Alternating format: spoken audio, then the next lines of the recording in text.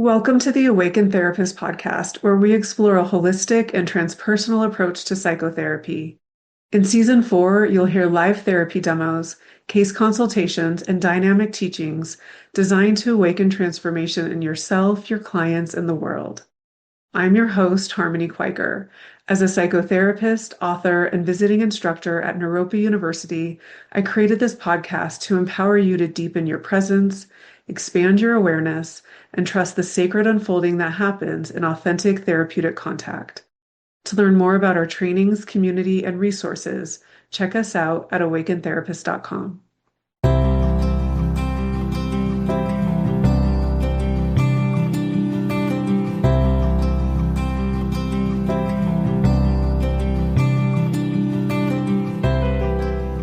In this episode, I'm sharing another session with the same client we've been following this season. He's at a threshold, stepping into a new career as a body worker. And as we begin, we start tracking the way he avoids turning towards what's ahead. As we stay with that, it becomes clear that the avoidance is organized around the vulnerability of the unknown and a lack of trust in his own intuition and skill. An unfinished situation with his previous career also begins to reveal itself, shaping how he meets this moment. In the second half of the session, we do a two-chair between avoidance and the seat of power, supporting him to come into contact with the part of himself that can trust what's emerging in him. The full demo is available on Patreon, where you can experience the session in its entirety. And so, how would you like to use our time today? Yeah, something occurred to me a couple of days ago that I thought it might be fruitful to talk about. Yesterday, I took the MBLEX, the massage board licensing examination to get licensed as a body worker, and I passed it. So that was exciting. Congratulations. Thank you. But I was thinking a little bit, maybe 2 or 3 days ago, and kind of realizing that, I've been going through school, I've been showing up for all of my duties and stuff like that. And also, like, when engaging with thoughts about my future as a body worker, I think I had noticed that, like, I've just been a little avoidant. There's something there that I'm like a little afraid to look at it head on, or, I remember at the very, very beginning of starting school to do this, like I built a little altar to hold my intention, and I just didn't look at it very much. It felt kind of heavy or something. So that came to the surface in the last few days. And I was like, maybe I'll talk with Harmony about that. Yeah. Yeah. So there was this intention in the beginning with the altar, and then Yeah. you avoided not only looking at your career ahead, but at the altar itself also. Yeah, I think so. I mean, Yeah. I didn't spend any time with it. It's all like also true is that like I don't have like a very established practice of like using altars for intentions. I notice I'm a little bit avoidant with the whole it's scary or it's intimidating or something, I think. Okay, You so know? scary or intimidating. And it's, Yeah. I've had school to attend to, so I've been attending to school. Mhm. When I've thought about it, it's been like, okay, cool. What can I do to make sure that my body is prepared to handle the work? So like there was a lot of like looking at that or, getting myself physically prepared, strength training, stuff like that. I've been wondering the last few days whether those were like a little bit off the mark on purpose in order to avoid looking at like, whoa, it's going to be hard. Am I going to be good at it? It's a big field that I take very seriously. And like, what's it going to be like? Where should I seek work? So many unknowns is what I hear Yeah. when you say that. Yeah. Yeah. And what do you notice in your body as you share this with me? I feel like a little stirred. I feel a little bit more upward kind of energy than I did or when I was like first joining the meeting. And so you use the word avoidant. So I hear that as turning away. Yeah. And I hear there's nervousness, fear. I guess there is a little bit. I think the thing that I really caught wind of recently, and like I've kind of been aware, is just the avoidance. Okay. There's less physical anxiety about it, but I wonder if that's just because I keep not wanting to look at it directly. You know what I mean? I see that. Can I ask you to say that again? I don't want to look at this directly. I've noticed that I'm not looking at it directly. You What do know, you notice when you say that? I don't know, maybe some excitement at having said it, but it Mm. doesn't feel particularly different than right before I said it. It sounds true. I haven't been looking at it. I think I'm Yeah. avoiding it. Yeah. And I just want to make sure I'm hearing all these pieces because it seems like a lot, like the unknowns of where am I going to practice? Am I going to be good? Can my body handle this? Yeah. And what do you notice in your body? Now, like maybe a little bit of contraction, like kind of rounded shoulders and like kind of these kind of outside channels running down to the pinkies, kind of rounding a bit. I think it would help me to understand the full picture if I could Sure. hear what your intention was, like when you set your altar and when you first started this path. I think that especially since I was becoming a student at that point, like I think that like my intention was like around like listening really carefully to like the stream of lineages that have like funneled into where bodywork is now and like what can be done for people by other Mm, people. And so like really wanting to like find out how to stay like really attentive to that. I think there's something about like the finger pointing at the moon isn't the moon or something like that. And so I think that my intention was a lot of that and kind of like fear that like I would get in my own way or in the way of whatever could be done with big ideas or something like that. yeah, staying out of the way and listening deeply. Yeah. It's funny to reflect on that having asked it because like, I'm very much right now in a place of like do I have enough techniques or like, I wish that like the particular program that I did had more of like a framework for me to follow. You know what I mean? Which is not necessarily off the mark, but like it's a little bit off of, it's a little bit more hand and a little bit less moon that I'm like grasping for now that it's coming up. I see. Yeah, I wish I had more technique. Yeah. Okay. Yeah, and what do you notice in your body? There's like a little bit of settling happening, I think. I feel a little bit more sturdy in my midline, but also like it's a little less dry. Like there's a bit more tenderness there, or like, Mm, yeah, mhm. Yeah, I a see little your more fingers emotion. around your heart. Yeah. Um, Some tenderness there. Yeah. I feel like with a lot of craft, there's this intersection between like intuition and technique. And I feel like I'm kind of at a place where I'm like, I don't have a whole lot of faith in either of those in myself right now. And so there's like a little bit of like, okay, I'm gonna be getting into the work. And at least intellectually, I really believe that intuition's a big deal. But like that's hard to trust when I haven't done it yet, you know? And I'm a really skilled cook. So I know how it is to be skilled and to like have a deep sense of like intuitive knowledge for like how to compose something. Yeah. But like, I don't know, that also came on the back of a lot of technique or whatever. And so, I really appreciate the way you just articulated that there's intuition and technique both here, and you currently don't have a lot of faith in either of those. yeah, Yeah. And then you're starting your career from that place. yeah. Yeah. I saw you take a breath. What do you notice about yourself right now? Um, you reflecting the way that I articulated that made it make more sense to me than when I was saying it. Clarity. It's hard. I've got a friend, and I just remember one time she was just getting started at something, and she's like, being a beginner is so humiliating. And Yeah. it's hard. It's hard. And I've done it before, been a beginner, and then like, gotten kind of good at some things, but it's hard and it's scary. Yeah. I could feel that in my heart when you say that. What do you notice there? Yeah, it feels a little more open for me in that area, a little more Mhm. spacious.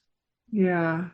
Just want to invite you to just close your eyes there and feel into your heart and just validating that being a beginner's scary, it's humbling.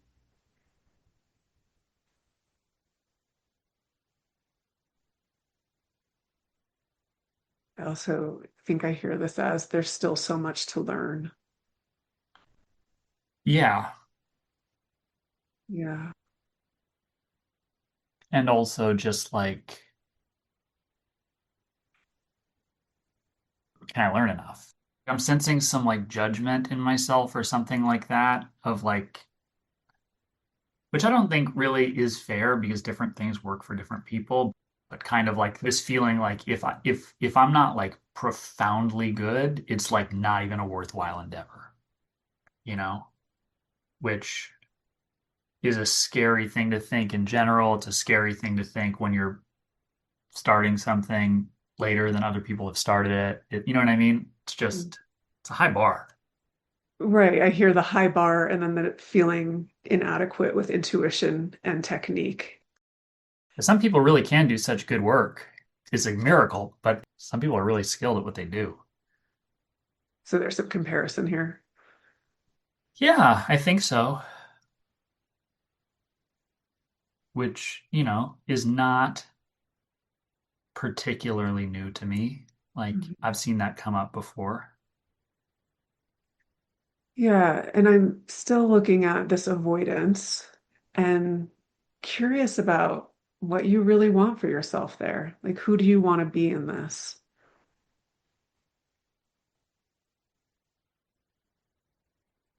What's coming up for me right now is like, I want to feel skilled. I do like in my work feeling prowess, like that sensation that like that's something that I take a lot of joy from when I cook.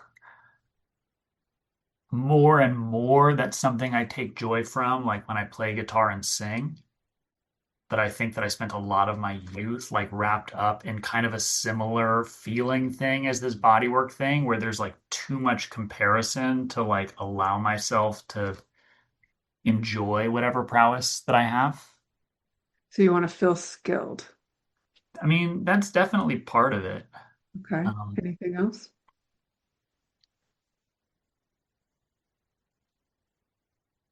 I want to have some degree of like trust Yeah. that like my work is serving the people who are asking me to perform it. Yeah.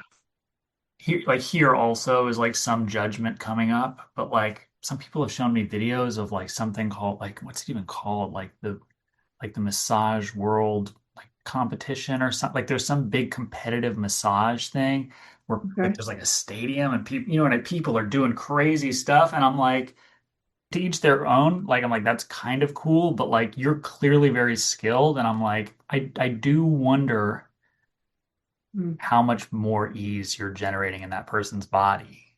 Mm. The answer might be a lot. I really don't know. But like there's just something about that that feels off. And I Mm. think that I wouldn't feel very good if like my relationship with the people I was working with like was the same as my relationship with carrots and celery and onions, Mhm. you know? Yeah. As I'm listening to you, I really hear how much you care. Yeah. Yeah. What do you notice when I say that? I like a little bit of a welling of fear. You know what I mean? It's Yeah. it's I care a lot about it. It feels kind of high stakes a little bit. Yeah. Having the experience that I have, like with my particular body, like I've left some bodywork sessions like more freaked out and feeling not as good. I don't want to do that to anybody.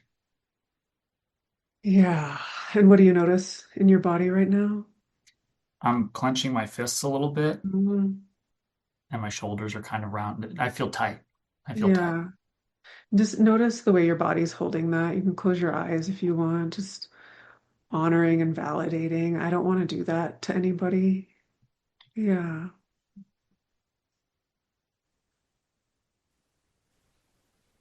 bringing more presence, awareness into your body.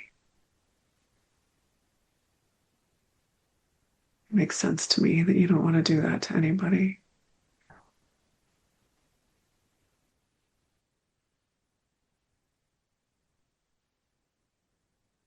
And what do you notice about your breath?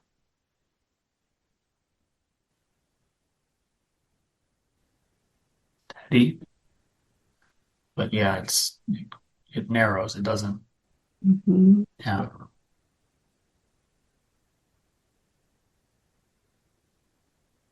Just being so loving and compassionate, the tension,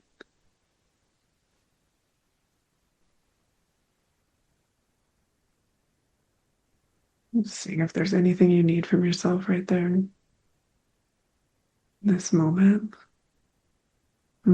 Just a little movement.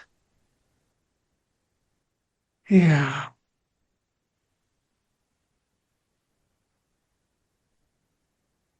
Yeah. Just a little bit more staying there with yourself, feeling that you can move in any direction that you want. Just feeling that choice,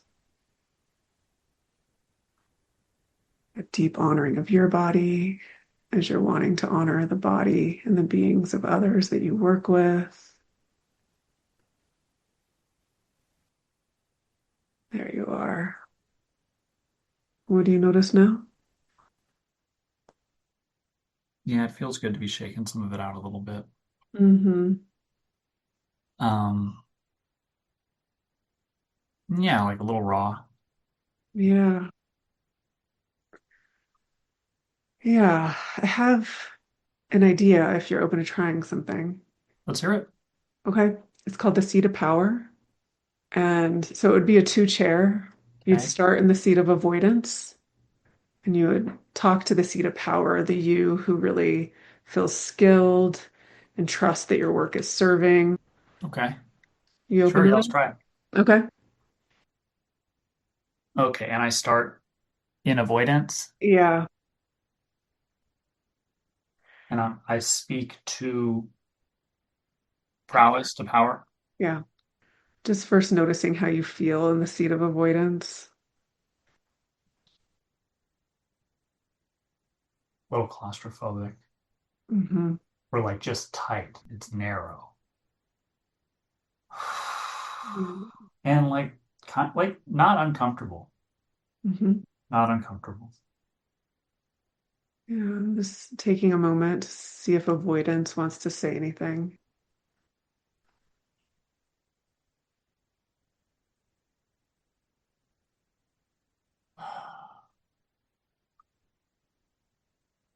There is contentment here. Standing here and being that doesn't feel that bad. I Yeah. don't feel scared Hmm. particularly. It's not exciting, it's not expansive, but you know, kind of safe. Kind of safe, is that what you said? Yeah. And so just saying that I feel safe here. I feel safe here. And a little heavy, but like comfortable, very solid.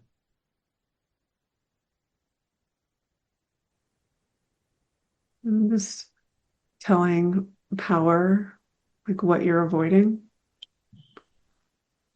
I think I'm avoiding thinking too much about the actuality of like starting work as a body worker. I'm avoiding thinking with too much detail about like specifically where to start work that would not be stultifying. Yeah, I think that I'm avoiding looking at that because it feels like a little like I might get trapped Mm. doing work which makes it easy to fill my books and that like isn't that useful to people. What do you notice when you say that? my chest is like a little higher. I'm like less collapsed. Yeah. Like in the midst of all this heaviness, there's kind of light in the thoracic spine area, ribs.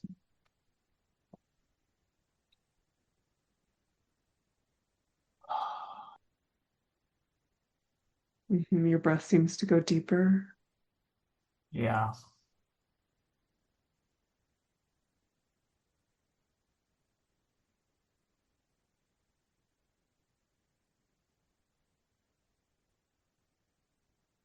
Is there anything else you want to say? Particularly as a cook, I think partly because of the kinds of work that I looked for, so that like I could have certain kinds of availability to play music. But like also I think part of it was just like luck or whatever. I think I wound up with a lot of jobs that were, yeah, just kind of dead ends. Like with chefs and like coworkers who like weren't that into the work. And I Mhm. feel like I spent a lot of time not growing. So like there is a piece of me that's like, whoa, it's easy to get trapped in stuff like that. Hmm. I don't want to do that, dude. I don't want to do that. Hmm. Yeah. What do you notice in your body when you say that? Um,